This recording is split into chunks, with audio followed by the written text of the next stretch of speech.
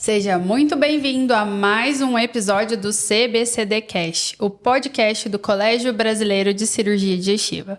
Eu sou a doutora Michele Daltro, cirurgiã titular especialista pelo Colégio Brasileiro de Cirurgia Digestiva, e estou aqui com o Caio. Sou o Caio Zanon, cirurgião titular especialista do Colégio Brasileiro de Cirurgia Digestiva, e é uma honra fazer mais um episódio de um podcast com você, Michele. Obrigada. E hoje teremos uma presença ilustre da doutora Laura Lopes, que é uma patologista especialista na parte gastrointestinal. Doutora Laura é coordenadora da patologia na Rede D'Or de São Paulo, especialista em tumores gastrointestinais e nos ajudava muito na Santa Casa, onde ela fez uma brilhante carreira e hoje seguiu com a parte privada. Doutora Laura, agradeço muito a sua presença. É uma honra ter você aqui no nosso podcast. Caio e Michele, eu gostaria enormemente de agradecer, porque patologista é quase sempre esquecido. Então, quando o patologista recebe um convite para participar, para tirar dúvidas, para interagir, a gente sempre fica muito feliz. Então, queria agradecer. Acho que a patologia a gente tem que saber o básico, né? Como cirurgião, pelo menos, até para na hora da cirurgia saber o que vai tirar, fazer a cirurgia do paciente, né, doutora? Então, pensando nisso, o que você diz que é o básico, né? Que o cirurgião precisa saber sobre a patologia do tumor gastrointestinal? Eu acho que o nosso relacionamento, ele mudou muito nos últimos anos, né? Então, o perfil do patologista já mudou. Porque hoje eu brinco que a gente tem o ouro, porque tem o tecido, da onde saem os biomarcadores, né? E aquilo vai determinar a conduta. Então, nos últimos anos, a participação do patologista em tumor board e em reuniões anatomoclínicas tem sido muito mais forte, o que também tem feito com que os cirurgiões aprendam um pouquinho mais de patologia, né? Então, assim, eu acho que antes o cirurgião só sabia que tinha que retirar a peça, colocar no formol e daqui a um tempo retira o anátomo e ponto final, né? Hoje, é importante que o cirurgião saiba que o laudo começa na sala de cirurgia. Então, no momento de retirar a peça, tempo de isquemia fria, colocar adequadamente em recipiente adequado, porque muitas vezes a gente vê que a peça é colocada em recipientes que não são adequados, não tem o volume suficiente de formol. Isso prejudica muito a avaliação, né? O DNA é muito sensível e a gente trabalha com o DNA para qualquer expressão de imunistoquímica, de marcação molecular. Então, além, né, dos conceitos básicos de patologia, diferentes tipos histológicos que o cirurgião tem que saber até para conduzir melhor, né, ou levar uma conduta diferente, tem que saber também quais biomarcadores ele tem que pedir e interpretar direito o laudo, né? Então, eu acho que hoje o relacionamento entre cirurgião e patologista tem que ser muito forte. A gente tem que se falar o tempo inteiro.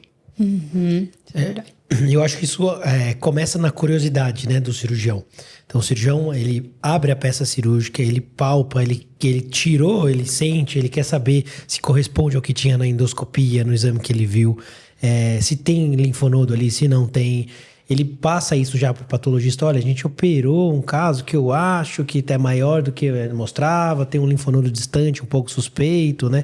Então, acho que começou por cirurgião curioso e o patologista acessível, né? Sim. Que é o patologista que também ficava na salinha e agora ele também quer saber mais, né? Sim. Acho que juntou as duas curiosidades, né? Porque para vocês também, receber uma peça com uma informação, produto de gastrododenopancreatectomia, Sim, é muito difícil exato. também, né? Exato. Ou então, informação zero, tipo de ressecção zero, nenhuma informação é bem complicado, assim, para o patologista. Então, hoje, sem dúvida, o patologista faz um trabalho ativo de ir atrás. Eu brinco que o patologista do porão não existe mais. O patologista tem que se expor e, cada vez mais, esse patologista do porão não vai ter lugar na medicina. Então, eu acho que é isso. A gente ir atrás também das informações clínicas e o cirurgião também.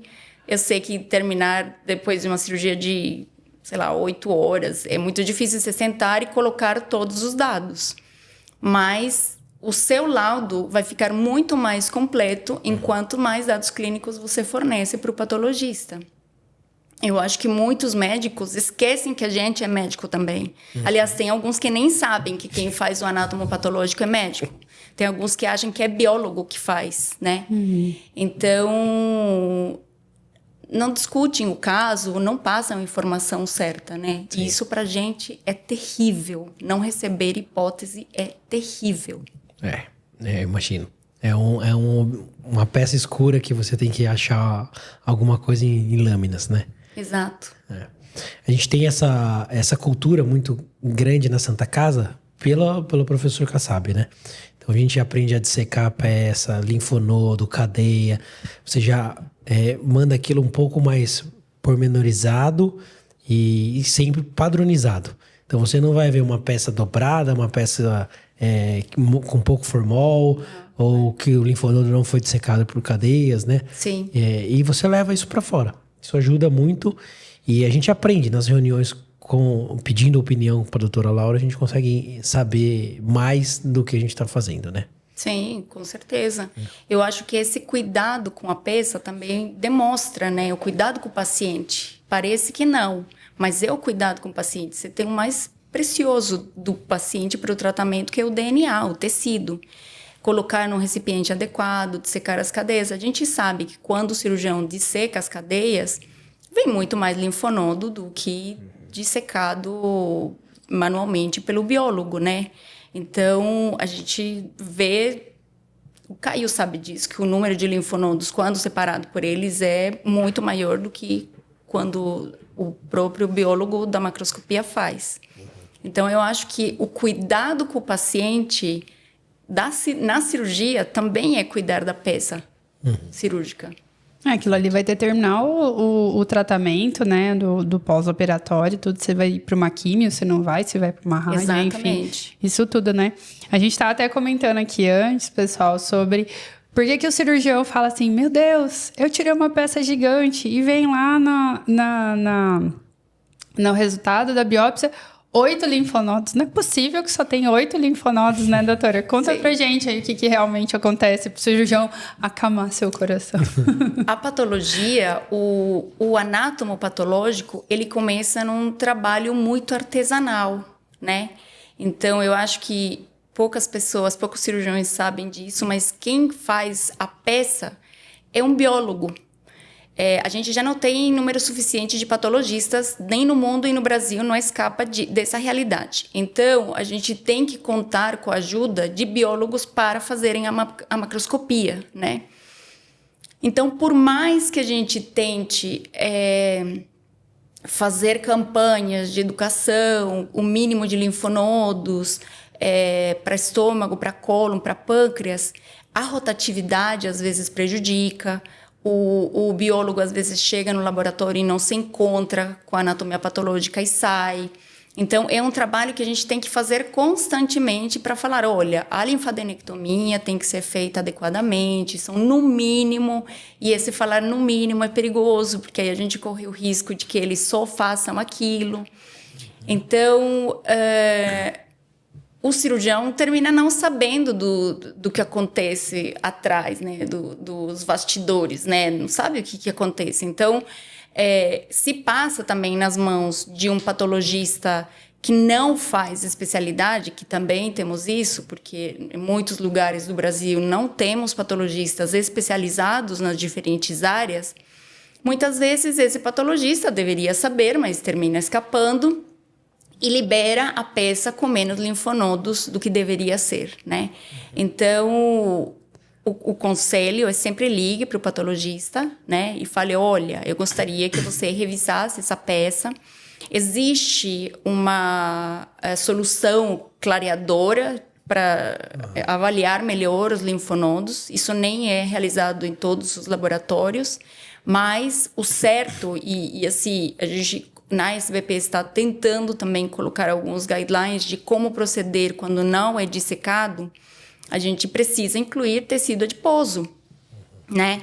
Então, muitas vezes, a falta de conhecimento, laboratórios menores, pode ser até o custo pelo qual eles não incluem o tecido adiposo, né?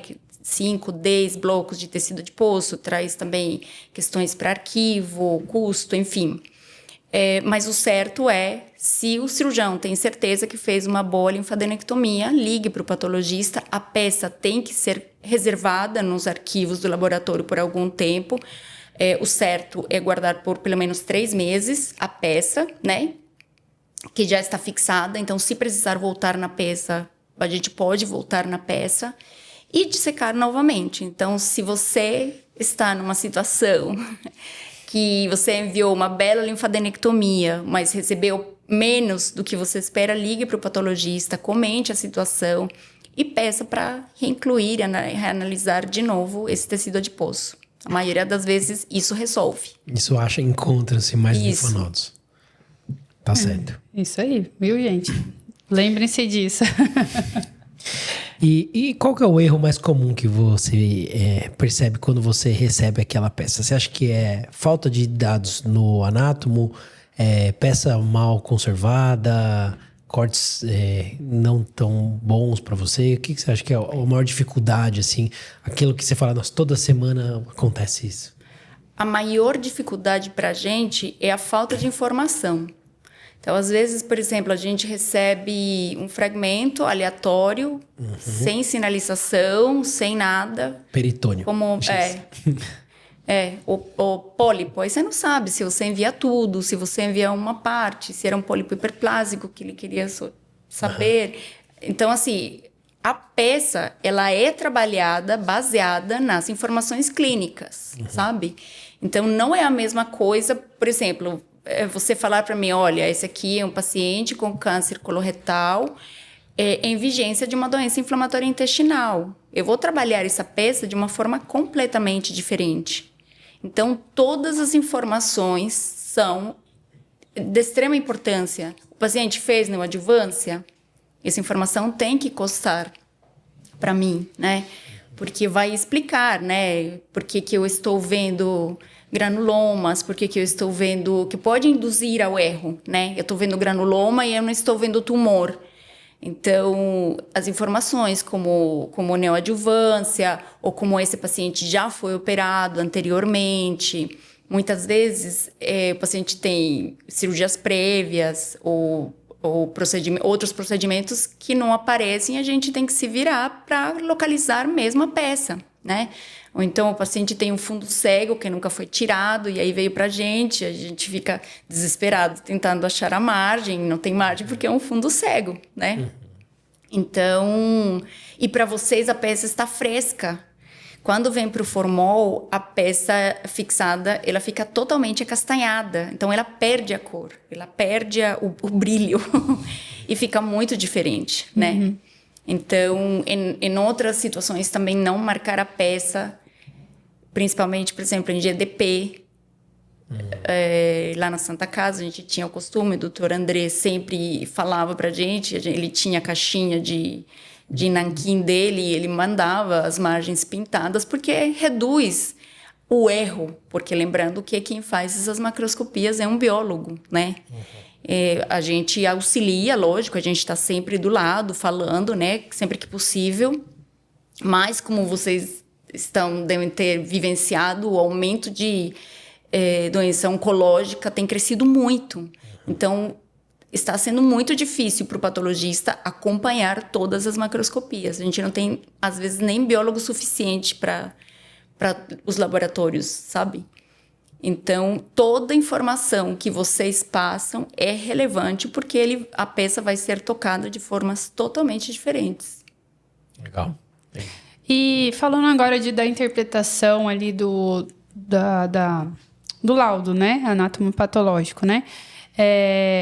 O que o cirurgião tem que levar em conta, assim, prestar atenção, não deixar aquilo passar, além do TNM ali, quando ele for ler o laudo anatomopatológico? Gente, eu percebo que é legal usar esse meio até para fazer um alerta. Vão atrás do anatomopatológico dos seus doentes, gente. Vão atrás, sabe? A gente já teve casos de... operou um apêndice, apendicite, o paciente voltou, o anátomo não tinha saído, deu alta e nunca mais viu esse paciente. Daqui a um ano ele retorna com mucina no abdômen. Ele tinha malão, ele tinha uma neoplasia mucinosa, sabe? Ou vesícula biliar, é outro anátomo que ninguém vê, sabe? Hemorroida. Já tive caso de hemorroida com melanoma que o paciente perdeu o time. Então, eu acho que um conselho maior que eu posso dar para vocês é: vão sempre atrás do anatomopatológico, por mais simples que tenha sido a sua cirurgia, né? E com respeito à interpretação de laudo, todos os critérios que patologista coloca, eles têm um intuito, né? Então, se tem invasão perineural, ele tem maior risco de recorrência. Se tem brotamento tumoral, ele tem mais risco de estar fazendo transição epitelio-mesênquima. Então, não está formando tanta glândula, né? Ele está perdendo um pouco a diferenciação. Então, todos os itens do anatomopatológico, eles têm uma explicação prognóstica ou preditiva. Então, é sempre muito importante ler o anátomo inteiro, né? Às vezes... o fato de, por exemplo, você lê no laudo que tem agregados linfóides Crohn-Simile, você já pode imaginar ou que é um tumor mucinoso de cólon direito, que esse paciente possa ser instável, e você já economiza o tempo a enviar esse paciente para o oncologista, e você mesmo pode pedir as proteínas de reparo, né? Vai ser um tempo... 2 semanas, 15 dias, até um mês, a depender do local, que você vai economizar para o paciente. Então, você mesmo pode solicitar para realizar os biomarcadores, né? Então, e são algumas coisas que fazem essa diferença, né? Então, eu acho que ler o laudo anatomopatológico é importante.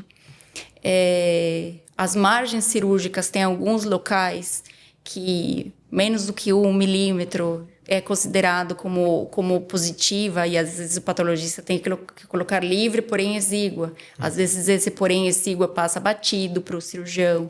Então, ler eu sei que ele é comprido, eu sei que ele está cheio de detalhes, patologista é detalhista, né?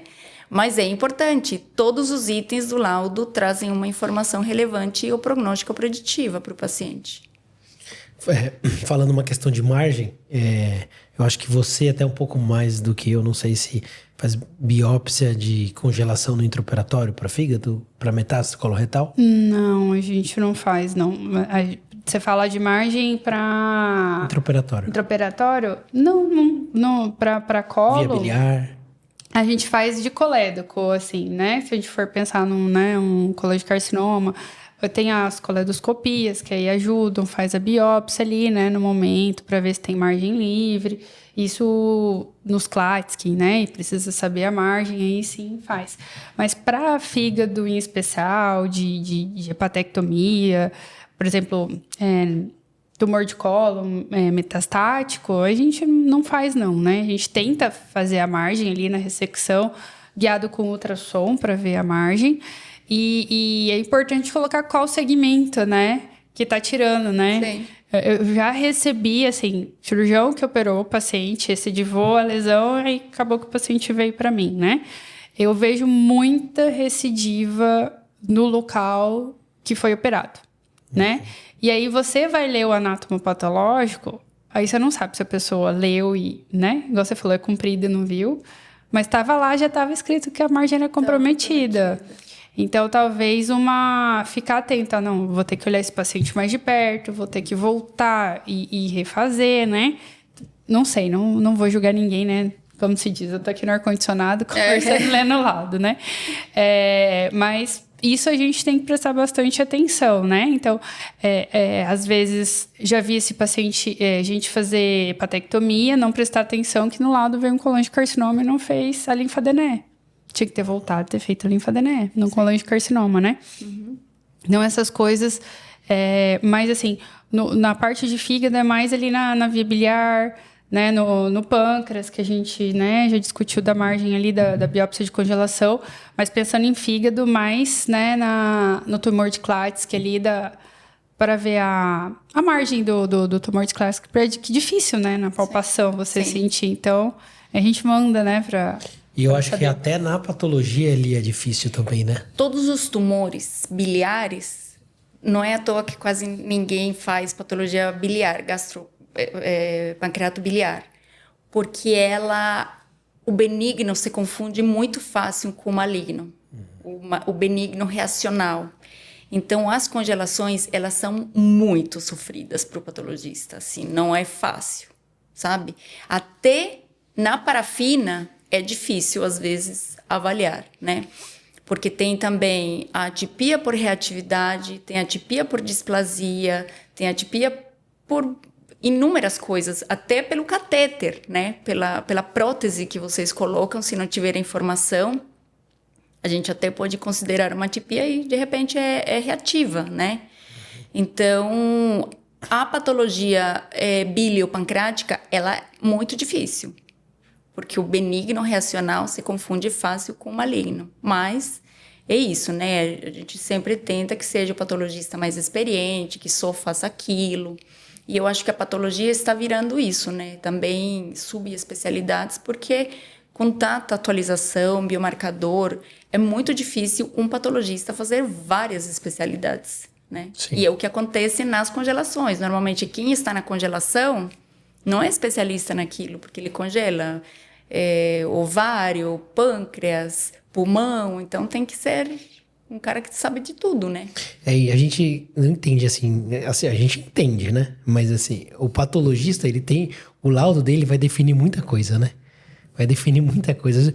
Um detalhe, um marcador que ele quer testar um pouquinho a mais ali para ter uma certeza, porque eu não sei se juridicamente já foi chamada em alguma coisa assim, mas revisões de lâminas que podem mudar diagnóstico, isso é um problema muito grande, né? Sim. Então, a gente esquece, só mandar para o patologista, mas é uma responsabilidade muito grande você definir ali o nome, o sobrenome, o que é aquilo, numa perspectiva de doença maligna, né? Isso é muito difícil para o patologista. Sim, né? Principalmente agora que os tumores têm identidades moleculares muito específicas, né? Então, hoje a gente sabe que o adenocarcinoma, no nome, ele é o adenocarcinoma, mas ele tem vários perfis moleculares. Então, é uma responsabilidade grande para o patologista. E quando a gente quer testar, é justamente para dar a maior certeza possível, né? Para dar aquele tipo histológico perfeito para o cirurgião e para o oncologista tratar corretamente. Sim. E falando um pouco da realidade brasileira, que você já viveu os dois lados, patologia num sistema público e num sistema privado. É muito diferente. É muito diferente.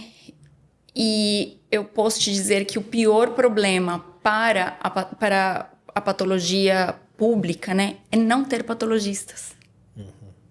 Não tem patologista suficiente para trabalhar em serviços públicos. Infelizmente, né, a remuneração não é muito boa nos serviços públicos. Então, assim, tem que partir de um interesse do patologista em ficar em hospital público, seja por filantropia, seja pela residência, para se aprofundar um pouco mais em algumas áreas. Mas o nosso principal problema hoje é a falta de interesse do próprio patologista em ficar nos serviços públicos. E até porque, quando você tem uma medicina de precisão, igual a gente tem hoje aqui, não ter condições como imunistoquímica ou como molecular te deixa exposto a um processo, te deixa exposto a erros. Então, ninguém quer trabalhar em serviços onde você não tem como trabalhar. O HE já é ruim, você não tem como pedir uma imunohistoquímica, uma histoquímica, molecular muito menos. Então, a tendência com a medicina personalizada é que cada vez mais o patologista tenha medo de trabalhar em lugares que não fornecem o mínimo de qualidade para o doente. Sim. Que é o que acontece em alguns locais aqui em São Paulo. Lá no Mato Grosso, pelo menos lá em Cuiabá, não sei, no interior, os hospitais lá, eles têm o contrato com os laboratórios. Não é do serviço do SUS. Assim, é pago pelo SUS, mas não é serviço do SUS, entendeu? Sim, é terceirizado. Terceirizado, Sim. exatamente. O que a gente está vendo aqui também em São Paulo, a maioria de serviços de hospital, escola mesmo, de hospital público, estão sendo terceirizados. Porque acaba que a faculdade mesmo, né? Lá no HC que eu fiz na UFMG, era da faculdade. E eu aprendi patologia da parte de cirurgia lá. E foi a primeira vez que eu tive contato com um patologista numa reunião clínica, né? Sim. Talvez seja uma ideia, agora que eu sou chefe de departamento lá na UFMT, de colocar um patologista lá no departamento discutindo, viu? Eu vou te falar que vai ser enriquecedor, porque eu aprendi muito ouvindo. E para o patologista, formar cirurgiões é muito interessante. Sim. A gente tem um grupo assim, de amizade mesmo, né? Sim. Eu tenho uma dificuldade, eu ligo para o Caio, eu ligo para os meninos, me ajuda com esse caso, vamos discutir. E discutir o caso, gente, quem mais se beneficia é o paciente, sem dúvida. Sim, com certeza. Agora, falando de um tumor bem comum, né, que a gente tem que prestar bastante atenção, eu acho que também pelo fato que a gente consegue fazer alguns tratamentos endoscópicos, como os tumores de cólon, né? Que tem a questão que às vezes o colonoscopista, o endoscopista, ele faz aquele simil, né, de tirar, de mandar fatiado, né? Como que para vocês que ele deveria mandar da melhor forma para a gente ver essa margem, né? Porque às vezes ele acha que ali que vai dar ali só na mucosa e não dá. Fica difícil às vezes, né? Esse envio do endoscopista e até para a gente também decidir se vai levar para uma cirurgia, para uma colectomia, que ele achou que ia conseguir tirar tudo com colonoscópio. Fica aquela indecisão, né, doutor? E aí, tinha margem, não tinha margem? Eu levo para uma colectomia, não levo? Né? Tanto vem a posição do endoscopista como do patologista para ajudar a gente nessa decisão, né? É igual você falou agora há pouco, né? Não é meu lugar de fala, porque eu não sou endoscopista, né? Mas eu percebo que muitas vezes a coragem atrapalha mais do que ajuda, sabe? Às vezes eu não sei como funciona, mas ele acha, tá tranquilo, vou tirar. E aí tira e... Manda fatiado, sem saber... Manda fragmentado. E assim, gente, não tem como peça fragmentada remontar. Não tem. Então, assim, fragmentou, o patologista não tem muito o que fazer. Então, retirar a peça, e não só retirar, mas também cuidar da peça, que eles também têm, né, aquela questão de estender a mucosectomia, colocar os clipes, seja no isopor ou no material que tiver, mas sempre estender, para evitar que esse material fragmente no transporte, porque tem um transporte e tem uma manipulação, né? Eu acho que as pessoas não imaginam o quanto que a peça é manipulada. Então, ela sai da endoscopia, a circular pega, daí vai no coletor, aí vai depois nas mãos da pessoa que transfere para a triagem da anatomia patológica. Na anatomia patológica faz uma fila para entrar e para ser cadastrada, e depois vai para o macroscopista. Então, você vê quantas mãos esse frasco passa em quantas mãos. Então, assim, se você não tiver o cuidado de fixar a mucosectomia... Você nunca vai saber a margem. Não. Fora aqui, se você não deixar fixado, ela vai fazer assim. Então, eu já não vou saber, não vou conseguir falar se tinha pedículo, se era uma lesão séssil. Depois que ela fixou e que ela fez assim, porque as bordas vão fazer assim, patologia é muito difícil. Para dar margem, para dar medida lateral, medida profunda. Então, assim, todo o cuidado começa na sala de endoscopia. Sim. Exatamente. Isso tem sido cada vez mais comum, né? Aqui em São Paulo a gente tem muitos endoscopistas que fazem essas ressecções. Acho que lá você deve ter também. E algumas vezes a gente tem que ligar para a doutora Laura, falar, você acha que isso aqui é margem ou não é margem? Isso está suficiente? Ele me falou que tirou tudo, o que você acha? E aí, às vezes, ainda... Novamente, peço desculpas, porque eu vou estar falando de um negócio que não é meu dia a dia, mas às vezes vem o cautério e passa por cima. Aí o cautério não tem como a gente falar se aquilo é positivo, se é negativo. Então a gente faz também umas mágicas, né? Tem que fazer, às vezes, imunohistoquímica para ver se aquilo que aparece, que está cauterizado, é glândula lá embaixo. Então, eu acho que a amostra fragmentada de endoscopia começa na coragem do endoscopista, que talvez vê que a peça vai sair tranquila e no meio do caminho percebe que não vai. E uma vez não que seja íntegra, vai ser muito difícil avaliar margens cirúrgicas. E aí o cirurgião fica ali com o paciente. É verdade, né? E pensando no screening tumoral para Lynch, né? O que a senhora pode dizer pra gente, né? Que é uma síndrome, né, rara, mas a gente tem que pensar, né? E o que você pode dizer da parte da patologia pra gente? No que mais a gente vê é no cólon, né? Estômago é raro, pâncreas é muito mais raro, né? Mas aqui que vem o papel dos biomarcadores, né? Então, sempre, em todas as neoplasias do tubo digestivo, a realização de genes de reparo é obrigatória para qualquer toma de decisão oncológica, né? Então, sempre tem que ser realizada. E na perda do par de proteínas de reparo, né? Elas funcionam em pares, né? Então, na perda de um dos dois pares, esse paciente precisa, além do tratamento, que vai ser diferente, porque são pacientes que não costumam responder direito, unicamente a quimioterapia convencional, esse paciente precisa passar por um aconselhamento genético, né? Sempre precisa ver a família, o entorno, né? Então, a realização de imunohistoquímica, ela é muito boa quando a gente avalia com a molecular. Então, a realização por PCR, ela tem uma equivalência muito boa com a imunohistoquímica. Então, a imunohistoquímica, ela é um método muito mais em conta, mais acessível. Quase todos os laboratórios aqui em São Paulo, pelo menos nas grandes cidades, têm imunohistoquímica. E é uma forma de você avaliar não só o tratamento, mas também uma avaliação genética para a família, né? Qual que é o limite, assim, agora uma pergunta técnica, quando o patologista, ele identifica uma lesão, ele fala, olha, vou pedir imunohistoquímica, vou ampliar, vou fazer...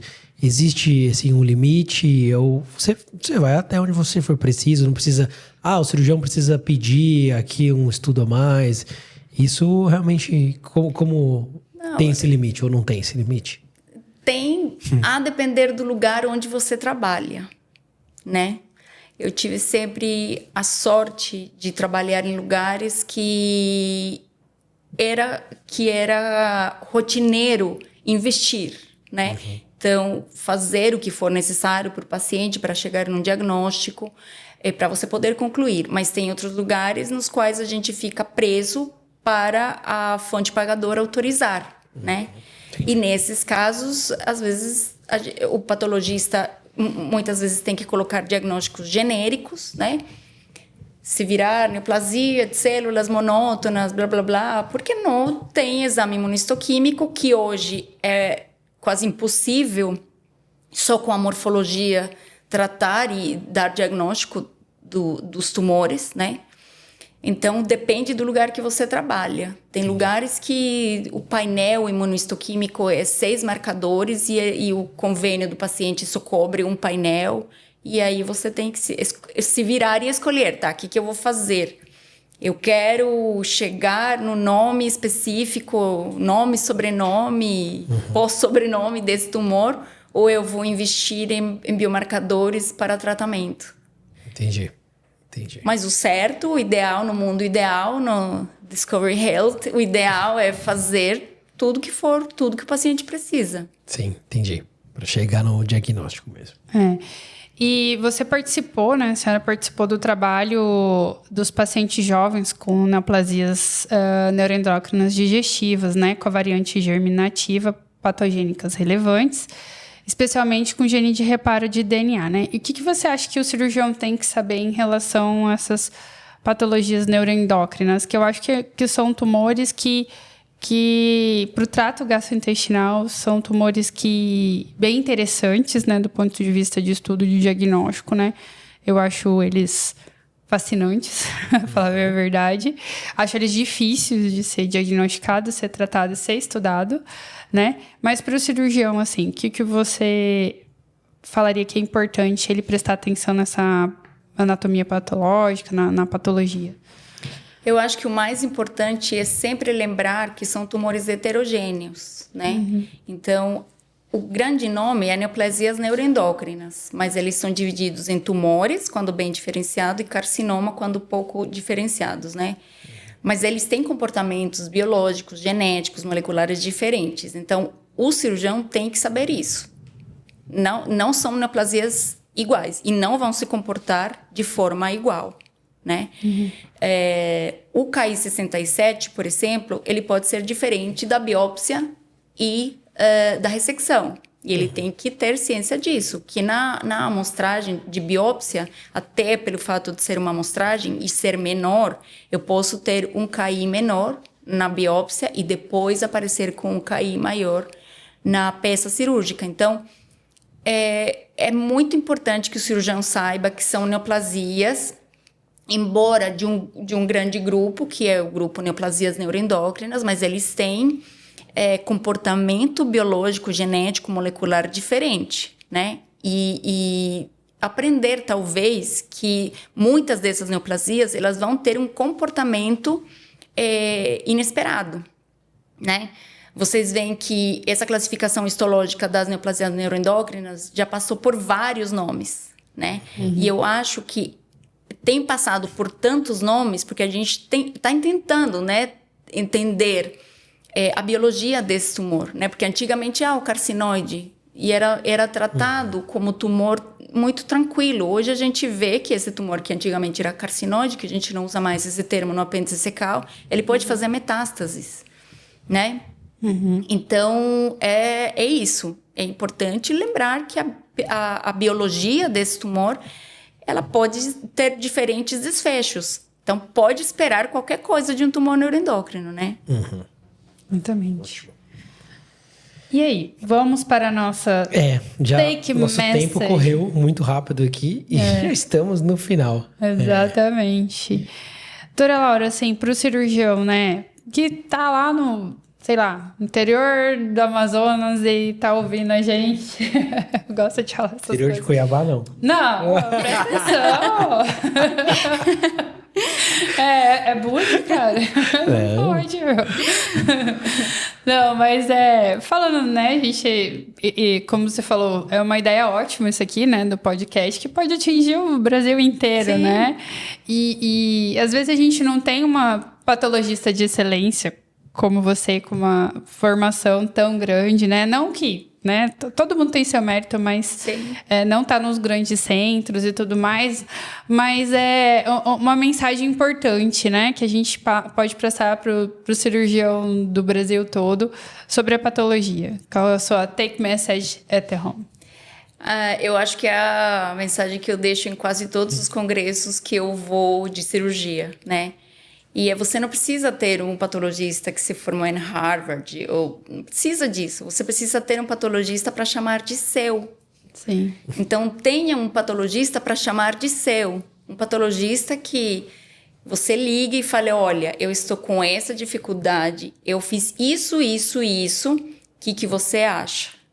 Um patologista que consiga sentar com você, discutir o caso, se for preciso, que te mostre a lâmina, né? Sim. Então, seja interessado em querer ver a peça, como chega depois na mão do patologista, e a fazer amizade mesmo com o patologista. Eu acho que a mensagem principal é essa.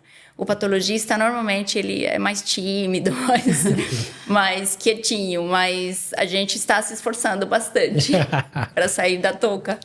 Então, eu acho que vocês, tendo um patologista para chamar de seu e fazendo uma correlação anátomo-cirúrgica vai facilitar a vida, assim, de todo mundo. Sim. Do patologista, do cirurgião e principalmente o bom diagnóstico para o doente. Perfeito. Perfeito. Eu tenho 2 para me chamar de Mil lá em Cuiabá. Isso aí. Que bom, olha aí. Tá vendo? 2. Ainda tem 2. Ah, não, eu só tenho uma. Só. Bom, foi um papo muito descontraído. Muito obrigado, doutora Laura, pela presença. A sua primeira patologista no CBCDcast e a única, Tá. Sem patologistas. Mas foi um bate-papo muito, muito legal. A gente fica muito feliz e honrado pela sua presença. Gente, muito obrigada pela presença. Foi muito, muito bom. Agradeço muito. Bom, e você que nos ouve, quer saber mais sobre o Colégio Brasileiro de Cirurgia Digestiva, entre no site cbcd.org.br e nos sigam nas redes sociais no CBCD Digestivo e até o próximo episódio. Tchau, tchau. Tchau.